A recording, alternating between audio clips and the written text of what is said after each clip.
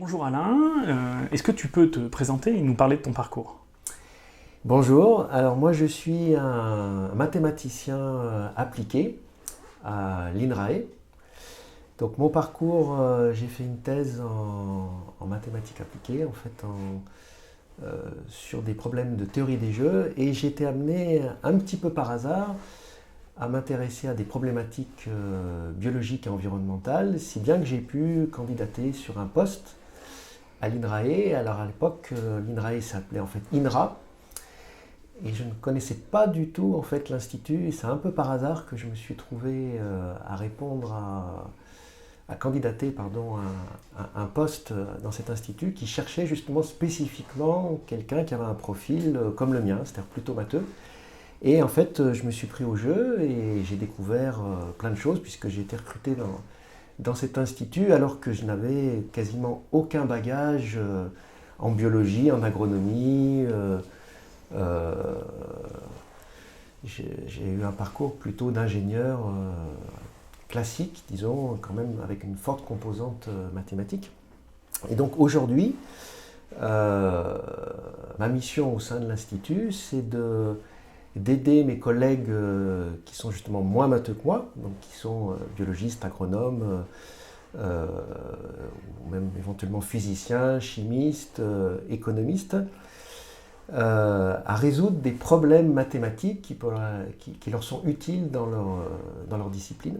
Donc c'est un travail en commun qui mélange des activités qu'on fait réellement ensemble et d'autres que je fais plus de mon côté, mais dans le but de revenir vers eux. Et donc typiquement, ce sont donc des questions où j'essaie d'aider mes collègues à formaliser des problèmes grâce à l'outil mathématique, ou bien des situations où les collègues développent déjà des modèles mathématiques, par exemple des simulations numériques, et ils rencontrent des difficultés à appliquer des méthodes classiques ou des problèmes par exemple de vitesse de convergence ou d'instabilité. Et donc ils viennent me voir, on discute, et j'essaie de voir si je ne peux pas les aider à adapter des méthodes existantes sur leurs problèmes, ou éventuellement développer de nouvelles méthodes parce que les méthodes existantes ne conviennent pas. Et donc du coup, ça c'est un travail que je peux faire, je dirais, à mon rythme, eux en général n'ayant pas le temps de s'investir plus autant que moi sur ces questions mathématiques. Tu disais que tu travaillais avec des gens allant de l'économie jusqu'à la biologie, l'agronomie en passant aussi par la chimie. Ça fait donc quelque chose de très très large. Est-ce que est-ce que ces gens-là, ils ont des questions mathématiques spécifiques ou au final, en fait, toutes ces questions-là, même si leur discipline est différente, quand ils viennent te voir, ils restent quand même dans un champ assez simple de maths? Alors déjà, je ne travaille pas simultanément avec toutes ces disciplines. Disons que la spécialité d'un labo de maths appli au sein de l'Institut, c'est effectivement de ne pas être attaché à une application particulière, donc se laisser la possibilité, au cours de ces travaux, de changer de thème applicatif. Mais ça ne veut pas dire qu'à l'instant T, on travaille avec forcément beaucoup de spécialistes. C'est plutôt que les équipes vont changer, avec qui on travaille, vont changer au cours du temps. Alors, effectivement, chaque spécialité a des problèmes différents. Néanmoins, et je pense que ça fait partie aussi d'une des missions sur lesquelles nous sommes attendus, c'est de développer ce qu'on appelle des méthodes génériques, c'est-à-dire de s'apercevoir que, en essayant d'aider des collègues biologistes ou agronomes, par exemple des gens qui vont être plus proches des biotechnologies, donc d'un monde plutôt industriel, des agronomes qui vont plutôt s'intéresser par exemple à l'écologie microbienne qu'il y a dans les sols, et bien, c'est de s'apercevoir que dans les modélisations mathématiques, dans les problèmes qui se posent, il y a en fait des aspects communs que eux probablement ne se rendent pas compte parce qu'ils ne sont pas amenés forcément à fréquenter leurs autres collègues. Et donc nous, en tant que matheux, étant un petit peu extérieurs, on peut s'apercevoir qu'en fait ces deux mondes ont des choses en commun Et on s'en aperçoit justement au moment où on cherche un aspect un peu générique dans les méthodes. Et ça peut être l'occasion, ça m'est arrivé à plusieurs reprises, de suggérer des idées à des collègues d'une discipline venant d'une autre. Et personnellement, je trouve que c'est assez enrichissant, à la fois donc pour nous qui ne sommes pas spécialistes, mais aussi on peut d'une certaine façon, à notre petite échelle, être des catalyseurs de collaboration possible entre deux disciplines. Là, on a parlé pas mal du fait que c'est des gens qui viennent te voir, avec qui tu vas discuter pour trouver une solution, mais tu as aussi évoqué l'opposé, où vous pouvez être aussi moteur de propositions, par exemple, où vous développez une théorie, tout ça.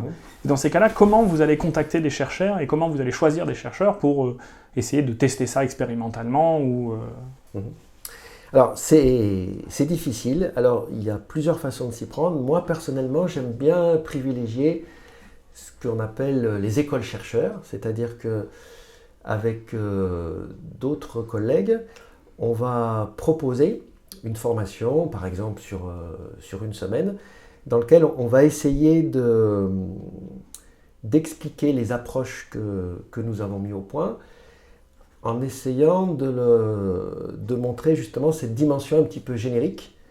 Et donc une façon de s'y prendre, c'est de mélanger des cours, je vais dire, un peu académiques, et de demander à d'autres collègues de venir sous forme de témoignages des collaborations qu'on a eues avec eux, pour justement susciter à d'autres collègues, d'autres disciplines, ce type de démarche qui est finalement un va-et-vient entre des problèmes appliqués et une formalisation plus générique.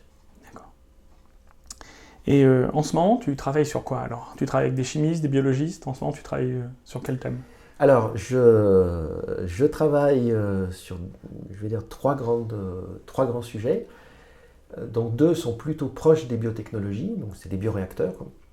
Alors, je travaille avec un collègue qui est dans un laboratoire de sciences pour l'onologie, et on s'intéresse ensemble à formaliser des questions que nous appelons de surrendement. Donc, en gros, c'est l'idée de se poser la question, si j'ai deux populations microbiennes qui ont des fonctions analogues, par exemple convertir un substrat, donc ça peut être typiquement du sucre en onologie, quoi.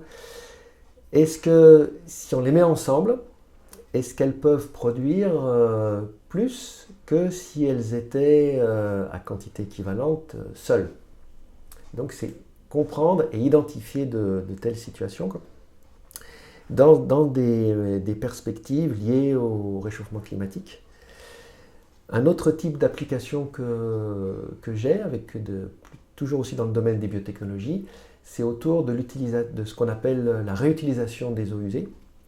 Donc la dépollution des eaux à l'aide de bioréacteurs, où on utilise donc des micro-organismes pour débarrasser l'eau de certains polluants, comme les nitrates par exemple. Donc ça, c'est des choses très classiques qui existent aujourd'hui.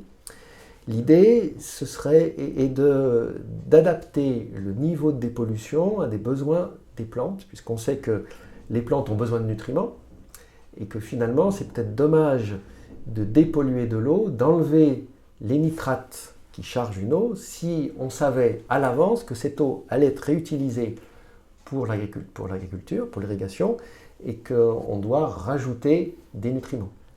Donc c'est une approche assez nouvelle, et comme c'est une discipline pour laquelle il est difficile d'expérimenter, on attend pas mal de la modélisation mathématique, de voir en simulation qu'est-ce qui est faisable, où est-ce qu'il pourrait y avoir de l'optimisation, à quel niveau de gain on pourrait s'attendre. Et ça, c'est des choses qu'on essaie de développer de façon complètement, je dirais, numérique. Et la troisième type d'application que j'ai est plus proche des milieux naturels. Je suis dans un projet qui a été financé par l'ANR, où on s'intéresse à la compréhension des écosystèmes microbiens dans les sols. Toujours dans une optique très, très actuelle autour du réchauffement climatique, d'essayer de comprendre l'impact des politiques agricoles sur la fertilité des sols, sachant que cette fertilité est étroitement liée aux écosystèmes microbiens. Et à nouveau, vous voyez, si je vous ai cité ces trois exemples-là, c'est qu'il y a un dénominateur commun, c'est justement les écosystèmes microbiens qui occupent actuellement une part importante de mes activités de modélisation et de développement mathématique.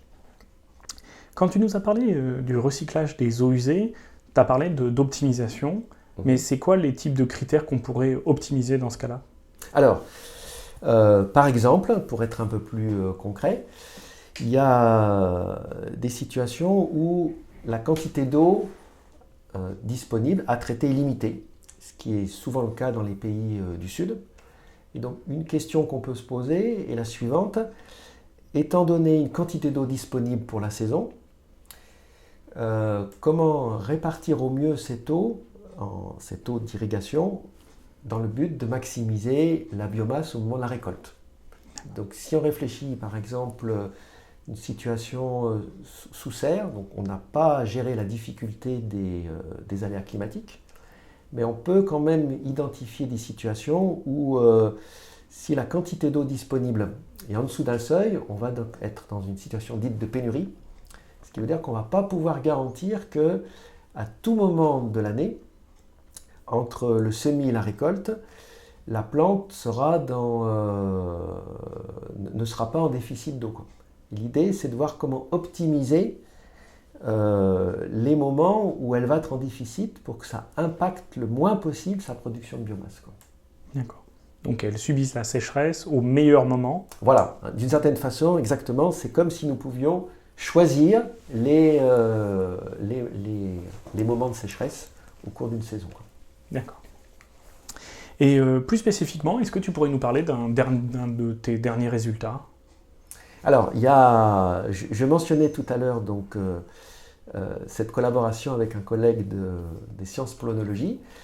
Donc, on a identifié des conditions sur des caractéristiques de micro-organismes qui permettent de dire, d'un point de vue théorique, que si on met ces organismes ensemble, il y aura un surrendement.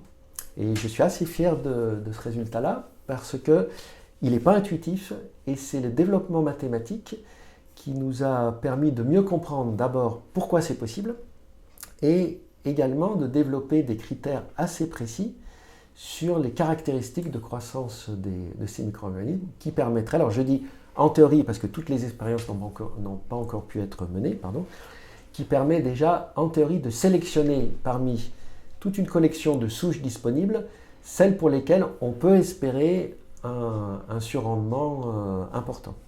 Et ces critères, c'est quoi? Alors ces critères, ils sont difficiles à expliquer, ce sont des critères mathématiques sous forme de courbes de croissance qui doivent se croiser d'une certaine façon en corrélation avec des croisements de forme de rendement de ces micro-organismes, rendement au sens de conversion d'un substrat en biomasse. Donc concrètement, ce sont donc des courbes qu'on peut obtenir expérimentalement pour chaque type de souche. Et une fois que ces courbes sont obtenues, on peut mathématiquement étudier les caractéristiques de ces courbes entre elles pour voir si un surrendement va être possible. Tu disais aussi, tu nous as donné 3 exemples qui sont toujours sur des écosystèmes microbiens, où les écosystèmes microbiens interviennent fortement. Est-ce que de ton point de vue, toi qui es extérieur à ça, tu te rends compte en fait que les questions qu'on se pose à la fois dans le sol, dans le recyclage de l'eau et dans l'œnologie sont au final les mêmes questions?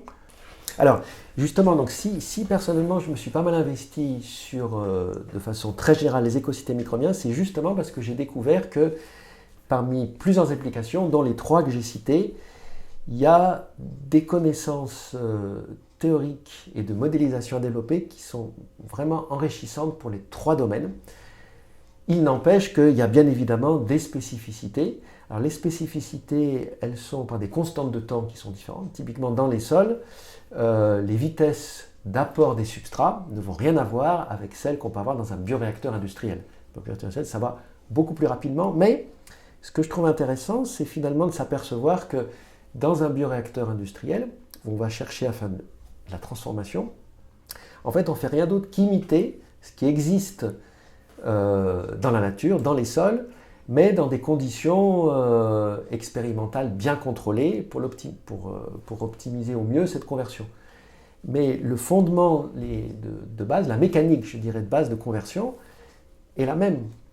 Les souches peuvent peut-être varier, mais les fonctionnements sont très voisins. Les différences se retrouvent aussi sur les objectifs, les critères. Dans les applications industrielles, il y a un critère de productivité qui vont nous guider pour proposer à nos collègues ce qu'on appelle des lois de commande, comment piloter un bioréacteur, comment ajuster des débits d'alimentation pour optimiser cette productivité. Quand on regarde dans les sols, on n'est pas du tout dans la même logique. On est plus dans une logique, dans un premier temps, de compréhension.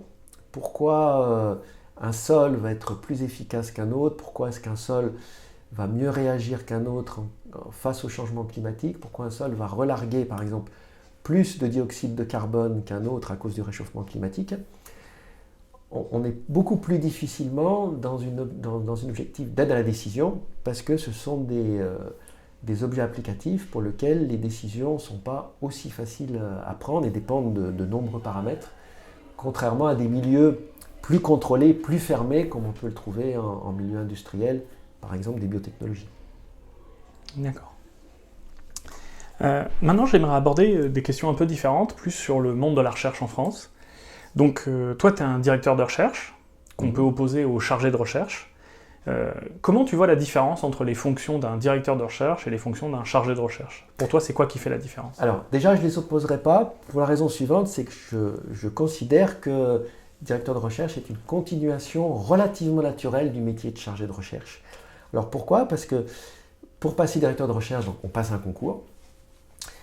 Que ce soit à l'INRAE ou dans d'autres instituts, le concours consiste à présenter un projet de recherche. Et donc ce projet de recherche s'appuie sur les travaux d'un chargé de recherche, quoi. Ce qui fait la différence, c'est une prise de responsabilité un petit peu différente, puisque dans le projet de recherche qu'on présente à ce concours, on fait l'exercice de se projeter sur un nombre d'années plus ou moins grand, et de se projeter donc à la fois sur des questions scientifiques, donc les motiver, repérer les verrous, la dimension généricité est en particulier en général très importante, également sur le plan aussi des collaborations, puisque quand on est jeune chargé de recherche, qu'on débute, en général on a un nombre relativement limité d'interlocuteurs qui va progressivement grandir avec l'expérience. Et dans le métier de directeur de recherche, on est justement amené aussi à jouer un rôle de facilitateur entre collègues dans le but de monter des projets en commun. D'accord. Et au niveau on va dire, de l'aspect un peu ressources humaines, en général, quand on va devenir DR, on va peut-être être chef d'équipe, encadrer des techniciens, des ingénieurs, alors qu'en CER, on a moins cet aspect-là. Est-ce que pour toi, c'est quelque chose de très important dans le métier de DR, les aspects ressources humaines, ou c'est très variable d'un DR à l'autre? Alors, moi je dirais que c'est très variable, parce qu'effectivement, dans le passage CR-DR, on peut mettre en avant dans son projet de recherche plus des questions purement scientifiques ou de verrous scientifiques, comme je les ai précédemment, tout en se projetant sur l'avenir avec une dimension de générosité, ou au contraire, plutôt une dimension montage d'équipe. Alors, étant dans un labo de Matappli, moi je n'ai pas directement accès à l'expérience, donc c'est-à-dire que je n'ai pas de responsabilité, je ne suis pas amené à avoir de responsabilité d'une équipe dans laquelle il y aurait par exemple des montages d'expérience. Donc, dans ce sens-là, je pense que je suis plus dans la catégorie des DR qui ont proposé un projet de recherche plus axé sur les développements scientifiques que des montages d'équipe. Ce qui ne m'a pas empêché néanmoins d'avoir eu une expérience de responsabilité d'équipe et également d'unité, quoi. Mais je la détache complètement du projet de recherche scientifique que j'ai proposé pour le passage DR. Et donc la proportion de ces différentes fonctions va autant varier en fonction des personnes, mais aussi en fonction des disciplines. C'est-à-dire plus on va avoir une discipline très expérimentale, plus l'aspect humain va être fort. C'est ça que tu dis? Alors, je pense, oui. Je pense aussi que ça peut évoluer aussi au cours du temps. Je pense que dans une carrière de chercheur, on peut avoir des périodes où on va être un peu plus, je dirais, monolithique que d'autres, c'est-à-dire que on peut buter sur un verrou méthodologique pour lequel on est convaincu que c'est vraiment important de faire sauter. Et on va donc pendant quelques années se concentrer presque exclusivement à cette question-là. Et ça peut être très bien suivi par des périodes où on va plus chercher de nouvelles collaborations dans le but d'appliquer par exemple des méthodes qui ont été développées ou de voir peut-être dans une logique aussi de renouveler ces questions de recherche, quoi. Donc je dirais que c'est aussi, à mon avis, variable au cours du temps, quoi. D'accord. En parlant de variation au cours du temps, au-delà d'être directeur de recherche, tu as aussi été directeur d'unité pendant 6 ans, je crois. Et à l'heure actuelle, j'ai l'impression qu'on a beaucoup de mal à trouver des gens volontaires pour être directeur d'unité. Et d'après toi, qu'est-ce qui fait qu'on a autant de mal à trouver des volontaires pour ces fonctions-là? Et est-ce que tu verrais une option pour rendre cette fonction beaucoup plus attractive pour un directeur de recherche? Alors déjà, ce qu'il faut voir, c'est que quand on est directeur d'unité, c'est une activité très chronophage. Et moi, personnellement, ce qui m'a le plus gêné, c'est pas forcément la quantité totale de temps consacré à l'administration de son unité, c'est plutôt le fait que ce temps-là est très morcelé au cours de l'année. Même dans la journée, on peut être amené à répondre très vite à des sollicitations, qu'elles soient par email ou par téléphone, qui fait qu'on est amené à sauter en fait d'une tâche à une autre.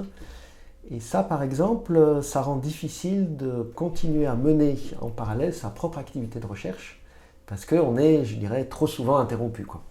Moi, personnellement, c'est ça qui m'a paru difficile, et j'imagine que ça doit être le cas aussi de pas mal d'autres unités.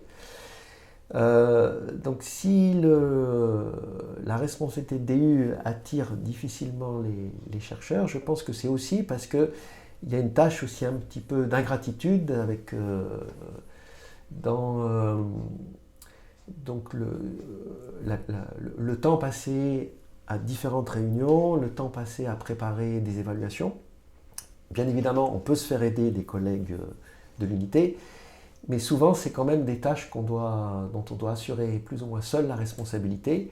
Et je trouve qu'elles ne sont pas toujours très bien reconnues.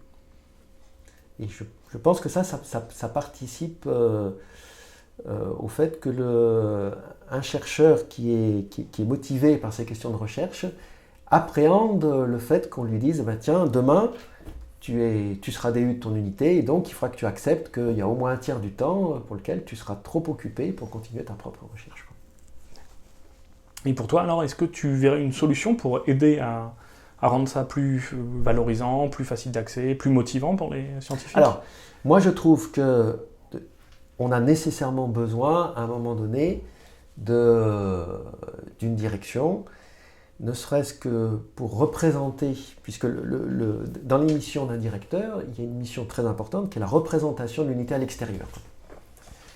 En plus des questions d'arbitrage, d'évaluation, de choix de direction, la représentation à l'extérieur est une activité, à mon avis, importante dans le métier de directeur d'unité.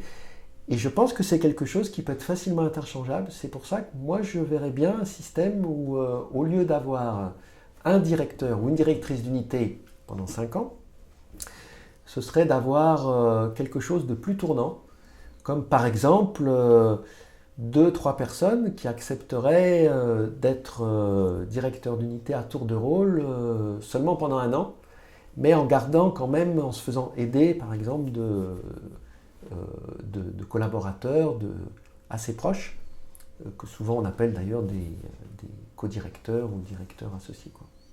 Mais alors, ce serait plutôt de faire un roulement dans le temps, c'est-à-dire que j'occupe la place de DU pendant 6 mois, puis après c'est toi pendant 6 mois, puis ainsi de suite, ou plutôt de répartir la charge de travail parallèlement, c'est-à-dire moi je vais m'occuper de la partie représentation à l'extérieur, toi tu t'occuperas plutôt de la partie RH, et toi plutôt de la partie animation scientifique. C'est laquelle des deux, ou c'est les deux? Moi je serais pour un mélange des deux. Alors, il se trouve que notre système demande à ce qu'il y ait le nom d'une personne ou éventuellement d'un directeur adjoint. Donc,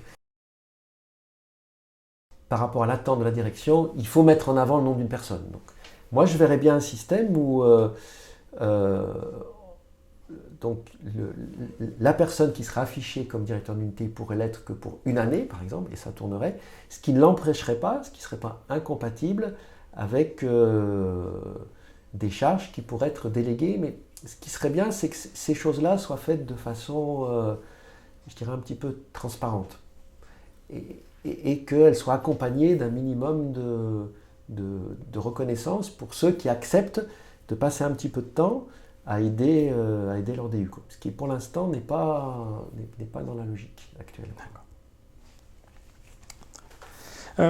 Pour terminer, j'aime bien poser des questions un peu plus personnelles, et notamment, est-ce qu'il y a quelque chose qui t'a rendu particulièrement fier dans ta carrière, dont tu as envie de parler Alors, il y a un résultat que j'ai obtenu il y a quelques années avec des collègues, donc c'est un travail en commun, qui a donné lieu à un brevet. Donc pour moi, c'est déjà une satisfaction, surtout en tant que matheux, un petit peu parfois éloigné des applications, d'avoir pu obtenir un brevet. Donc c'est une petite invention qui consiste, lorsqu'on doit par exemple dépolluer une ressource en eau, ça peut être un lac par exemple, en pompant un endroit et en rejetant un autre. C'est un petit algorithme qu'on a proposé qui permet, en mesurant au lieu de pompage la qualité de l'eau, d'adapter automatiquement le niveau de dépollution et le débit et les lieux de rejet dans le but de minimiser le temps nécessaire pour amener cette ressource en eau à un niveau de pollution en dessous d'un seuil, quoi. Mais tu as dit que les niveaux, enfin les lieux de rejet, ça, c'est assez facile à comprendre.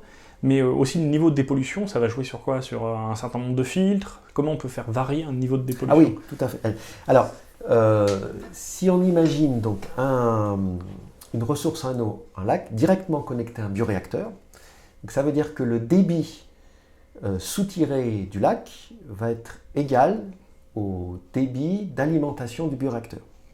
Et donc si je pense qu'on peut assez facilement saisir où est-ce qu'il y a un compromis. Si j'ai un débit important, ça veut dire que je vais pouvoir traiter rapidement l'eau du lac, mais je vais également faire passer un débit important dans le bioréacteur. Or, dans le bioréacteur, les agents qui dégradent la pollution, ce sont les micro-organismes, grâce à leur pouvoir de croissance. Ils vont convertir la matière polluante. Et donc, si j'ai un débit fort, ça veut dire que le temps de séjour va être court, et donc je vais laisser peu de temps aux bactéries pour faire leur conversion. Et donc, je sens que le rendement ne va pas être bon, quoi.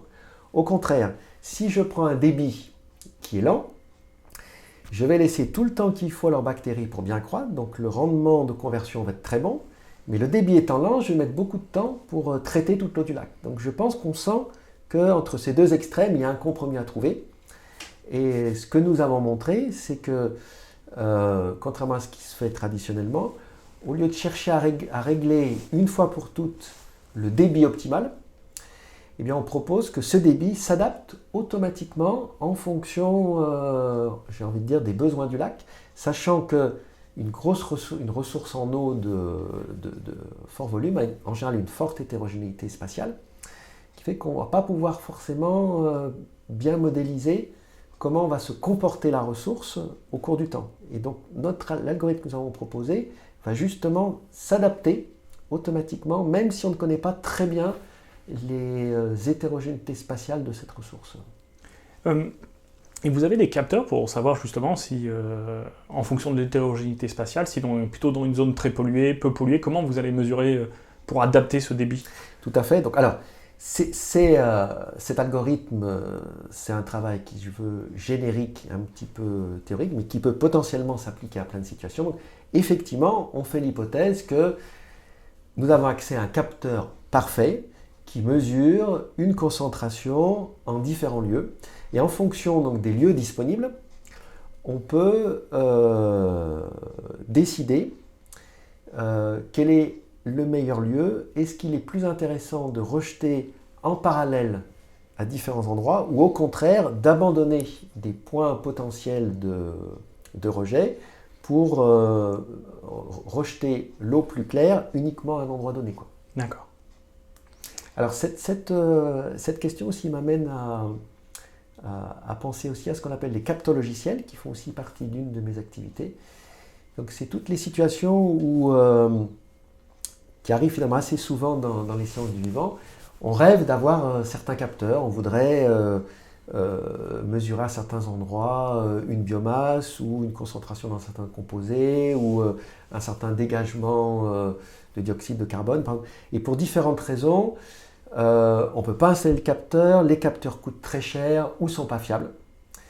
Et bien, il y a malgré tout des situations où on peut remplacer ces capteurs inexistants par un capteur logiciel. Donc l'idée étant qu'à partir d'un modèle mathématique, si celui-ci est une suffisamment bonne représentation du réel, eh bien avec un nombre limité de capteurs, le modèle va pouvoir en fait reconstruire les grandeurs qu'on ne peut pas mesurer, d'où le nom capteur logiciel. Et donc ça aussi, ça fait partie des questions que j'étudie et qui sont, que je rencontre en fait dans beaucoup de domaines applicatifs. Et à l'opposé donc des sources de fierté, est-ce que par exemple tu as un échec, une erreur ou quelque chose de ce style-là, une difficulté que tu aimerais partager avec nous? Alors, disons que dans ma carrière, je ne sais pas si c'est un regret ou une erreur, peut-être un mélange des deux, mais je me suis trouvé à cumuler la direction de mon unité et la direction d'une équipe. Et donc ce que je recommande à mes collègues, en fait mes plus jeunes collègues, je pense que c'est très dangereux parce que ça fait quand même une énorme charge de travail et je pense que j'ai pas pu, à certains moments, j'ai pas pu assurer au mieux, comme je l'aurais souhaité, du moins les deux charges simultanées de direction de l'unité, direction de l'équipe. De plus, ça m'a amené dans des situations un petit peu difficiles de me trouver à la fois juge et partie, puisque on peut être sous l'emprise, je dirais, d'une critique de vouloir favoriser sa propre équipe, quoi. Donc c'est des situations pas faciles à gérer, quoi. D'accord. Enfin, pour terminer, si les gens voudraient, suite à cette conversation, te joindre pour poursuivre la conversation, quel est le meilleur moyen?